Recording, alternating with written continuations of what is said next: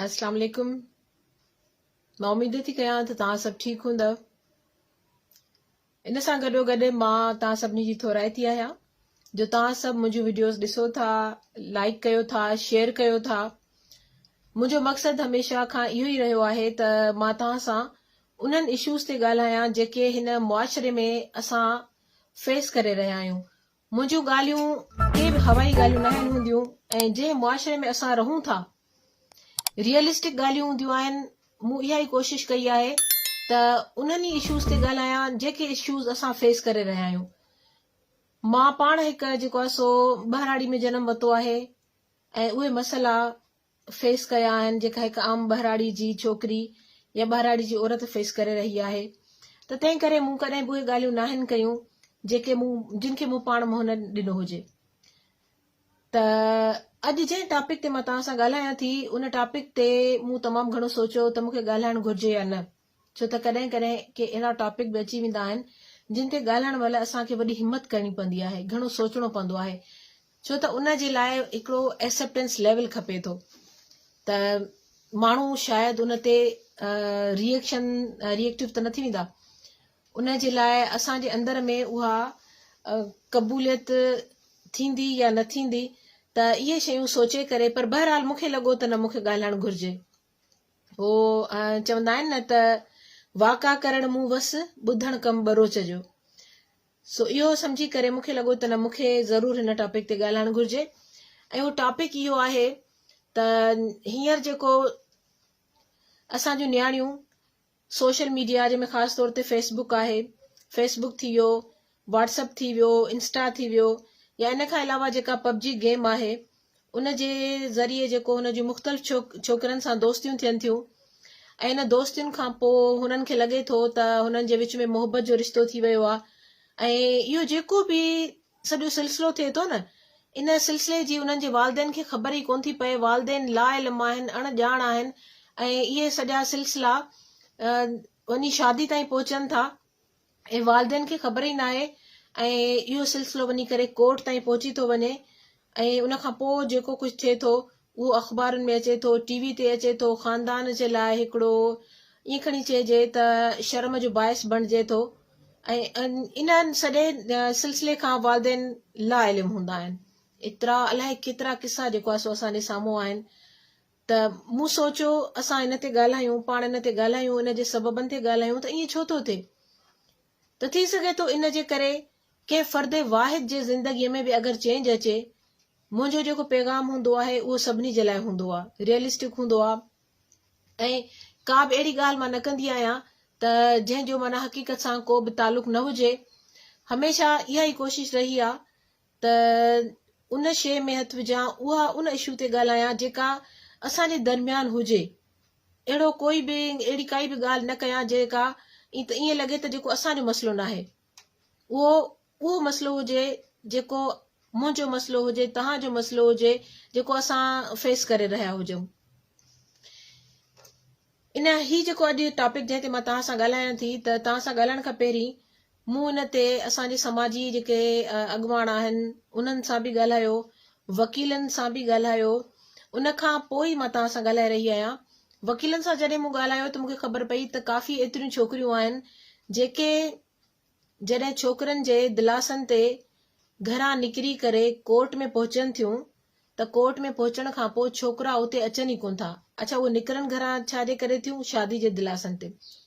हाणे पाण असल ॻाल्हि अचूं था, फेसबुक इस्तेमालु थिए थो, फेसबुक ते दोस्तियूं थियनि थियूं ऐं उन दोस्तियुनि खां पोइ छोकिरा हुननि खे, असल में औरत जेका आहे न, औरत जी शुरू खां वठी हिकु ई कमज़ोरी रही आहे त उहा शादीअ जे आसरे में न, शादीअ जे दिलासे में तमामु जल्दी अची वेंदी आहे। औरत वटि मोहबत जो कॉन्सेप्ट इहो आहे, या मोहबत जी जेका पुॼाणी आहे न, उहा आहे शादी। औरत खे शादीअ जे नाले ते, शादीअ जे आसरे ते आसानी सां इस्तेमालु करे सघिजे थो। त औरत खे जॾहिं इहो आसरो ॾिनो वेंदो आहे त मां तोसां शादी कंदुसि ऐं मोहबत जे इन आसरे में हूअ आसानी सां इस्तेमालु थी वञे थी। त जॾहिं बि इहो आसरो ॾिनो वञे थो त तुंहिंजे मुंहिंजे विच में मोहबत जो रिलेशन आहे, हाणे तूं घरां निकिरी आहे, पाण जेको आहे सो शादी कंदासीं, त हूअ घरां निकिरण में देरी कोन थी करे। ऐं इहो घरां निकिरण खां वठी जेको अदालत ताईं पहुचण जो जेको इहो विच वारो जेको सफ़र आहे न, इन सफ़र जी वालदेन खे ख़बर ई कोन थी पए। वालदेन अणॼाण आहिनि इन पूरे सफ़र खां। ऐं अच्छा, हाणे इहो हिकु त हिन ते फेसबुक ते बि थिए थो, इंस्टा ते बि थिए थो, माना सोशल मीडिया जा जेके मुख़्तलिफ़ चैनल्स आहिनि उन ते बि थिए थो। ऐं ॿियूं जेके रिपोर्ट थियूं आहिनि, ऐं मूं पाण रिसर्च बि कई आहे, त पबजी गेम ते बि दोस्तियूं घणियूं थियनि थियूं। अच्छा, छो थियूं थियनि? इहो वालदेन जेको मोबाइल ॾेई था छॾनि, मोबाइल अॼु जे दौर जी ज़रूरत आहे, इन में कोई शक न आहे त अॼु जे दौर जी ज़रूरत आहे। पर असां सां मसइलो इहो आहे त असां ज़रूरत खे ज़रूरत नथा सम्झूं। असां उन में एतिरे हद ताईं इन्वॉल्व थी वञूं था जो उहो ज़रूरत खां वधीक जेको आहे न, असां उनखे पंहिंजी हिकु आदत ठाहे छॾियो आहे। ज़रूरत ऐं आदत में तमामु घणो फ़र्क़ु आहे। वालदेन औलाद जी एक्टिविटीज़ ते नज़र रखनि ई कोन था। हर वक़्तु जेके पुट या धियूं औलाद जेको मोबाइल में गरक लॻो पियो आहे, ॾींहं राति गरक लॻो पियो आहे, त वालदेन कॉन्शियस थियनि ई कोन था त असांजो औलाद जेको ॾींहं राति मोबाइल में गरक लॻो पियो आहे। ॾिसो, का बि शइ जेका बैलेंस न हुजे न, एक्स्ट्रा ऑर्डिनरी का बि शइ थिए, त उन ते वालदेन खे थोरो चौकना थियणु घुरिजे, थोरो विजिलेंट थियणु घुरिजे त आख़िर ही शयूं ईअं छो थी रहियूं आहिनि जेको वालदेन थियनि कोन था। वालदेन अक्सर बल्कि ईअं थो थिए त वालदेन पंहिंजी जान छॾाइण जे लाइ जेको साल जो ॿार बि आहे, 2 सालनि जो ॿार बि आहे न, उनखे बि मोबाइल में लॻाए था छॾनि। पोइ हाणे साल या 2 सालनि जे ॿार खे जॾहिं मोबाइल ते हिराए छॾिबो, त पोइ जवान ॿारनि जो जेको आहे सो कहिड़ो ॾोह आहे। त हाणे जेका पबजी गेम आहे या फेसबुक या इन टाइप जूं जेके ॿियूं सोशल मीडिया जा जेके बि वेबसाइट्स वग़ैरह या इन टाइप जूं जेके बि चैनल्स आहिनि या वेबसाइट्स आहिनि, त उन तां छोकिरियूं ट्रैप थियनि थियूं, उन्हनि खे शादीअ जो आसरो ॾिनो वञे थो। पोइ उहे शादी जे आसरे ते कोर्ट में वञी पहुचनि थियूं। जॾहिं उहे कोर्ट में पहुचनि थियूं ऐं उते उहे छोकिरा कोन था अचनि। हाणे थिए छा थो त हू पुठियां पंहिंजूं ॿेड़ियूं सभु साड़े आयूं, पुठियां वालदेन सां हुननि जो राब्तो ख़तमु थी वियो। जॾहिं हू घर छॾे आयूं, वालदेन हुननि खे ॻोल्हणु शुरू कयो त वालदेन जे लाइ त हू ज़िंदा ई मरी वियूं, माना वालदेन सां राब्तो ख़तमु। हाणे हू पुठियां बि नथियूं वञी सघनि। उते जॾहिं पहुतियूं त ख़बर पई त छोकिरा उते बि न पहुता। छो त छोकिरा, इहो जुमिलो मूंखे चवणु त न घुरिजे, पर मां तव्हां सां सेशन जे शुरू में ई चयो हुयो त मूं वॾी हिमत कई आहे हिन टॉपिक ते ॻाल्हाइण जे लाइ। ऐं इन जो ॻाल्हाइण जो मतिलबु सिर्फ़ु इहो ई आहे त सम्झाणी ॾिजे असांजे पंहिंजे नियाणियुनि खे बि ऐं पुटनि खे बि, त उहे बि कंहिंजे इज़तुनि सां ईअं न खेॾनि, छो त उहे बि भेणुनि जा ॿाहिरि आहिनि। त जॾहिं उते पहुचनि थियूं त उहे छोकिरा उते अचनि ई कोन था, छो त हू हुननि खे ऑलरेडी इस्तेमालु करे चुका हूंदा आहिनि ऐं हुननि जो शुरू खां वठी मक़सदु हुननि सां शादी करणु हूंदो ई न आहे। त जॾहिं अदालत में पहुचनि थियूं शादी जी नियत सां, त उहे छोकिरा उते हूंदा ई न आहिनि। हाणे जॾहिं उहे छोकिरा उते आहिनि ई न, त उहे छोकिरियूं छा कनि? हुननि वटि रस्तो ॿियो कहिड़ो बचे थो? पोइ या त उहे दारुलमान हलियूं थी वञनि, या मुख़्तलिफ़ क़िस्म जा जेके उते गंदा माण्हू हूंदा आहिनि, मां उन्हनि जो नालो नथी खणणु चाहियां, उन्हनि जे वर चढ़ी वञनि थियूं, या उहे छोकिरियूं ख़ुदकुशी करे छॾनि थियूं। त इन खां बचाव कीअं कजे? उहे छोकिरियूं छो थियूं ट्रैप थियनि?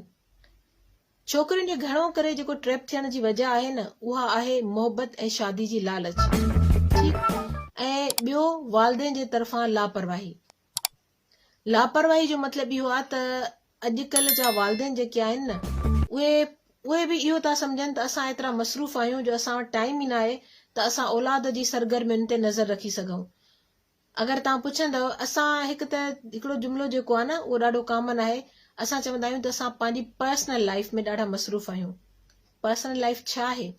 छा औलाद असांजी पर्सनल लाइफ जो हिसो न आहे? औलाद जी सरगर्मियुनि ते, उन्हनि जी एक्टिविटीज़ ते नज़र रखो। अच्छा, अगरि उहे छोकिरा वरी कोर्ट में पहुची बि वञनि था ऐं उहे शादियूं थी बि वञनि थियूं, त उहे छोकिरियूं बि नाबालिग आहिनि ऐं उहे छोकिरा बि नाबालिग आहिनि, या अगरि बालिग आहिनि बि सही ऐं शादियूं थी बि वञनि थियूं, त उहे शादियूं कामयाबु कोन थियूं थियनि।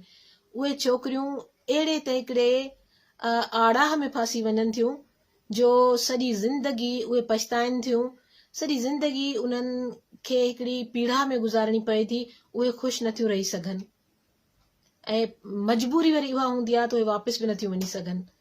ऐं अच्छा, उन खां पोइ शादी खां पोइ या त वरी उन मर्द सां उन्हनि खे सॼी उमिरि मजबूरी में गुज़ारो करणो पए थो, या वरी उन शादी जे पुठियां हिकिड़ी अञा ॿी स्टोरी हूंदी आहे।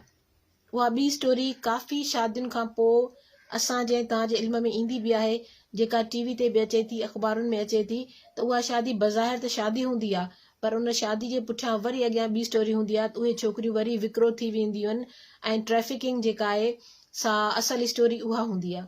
तंहिं करे पंहिंजी औलाद ते नज़र रखो, हुननि खे पबजी गेम, हुननि खे सोशल मीडिया ताईं जेको आहे सो एक्सेस ॾियण खां पहिरीं इहो सोचो त तव्हांजो औलाद करे छा रहियो आहे। पंहिंजे औलाद खे इन मुश्किल जेको आहे सो मरहले में या इन्हनि मुश्किल टाइम में वञण खां पहिरीं उन्हनि खे रोकियो ऐं पंहिंजे औलाद खे पंहिंजी ज़िम्मेदारी सम्झो, त जीअं उहे अहिड़े कंहिं बि फेज़ मां गुज़रण खां पहिरीं बची वञनि ऐं तव्हां पाण बि अहिड़े क़िस्म जी कंहिं बि बदनामी खां पंहिंजो पाण खे बचायो। ऐं इन खां पोइ मां उन्हनि छोकिरनि खे बि गुज़ारिश कंदसि जेके अहिड़े क़िस्म जी हरकतूं कनि था, त तव्हां ते बि ज़िम्मेदारियूं लागू थियनि थियूं। अगरि तव्हां कंहिंजी न्याणी जी ज़िंदगी सां खेॾो था, त तव्हां पाण बि सोचो त तव्हांजे घर में बि न्याणियूं आहिनि, तव्हां बि कंहिंजा भाउ आहियो, अॻिते हली करे तव्हांखे बि कंहिं न्याणी जो पीउ थियणो आहे। सो जॾहिं असां इहो सोचींदासीं त ही दुनिया मकाफ़ात मल आहे, त अहिड़ो को बि कदो अमल करण खां असां लवाईंदासीं।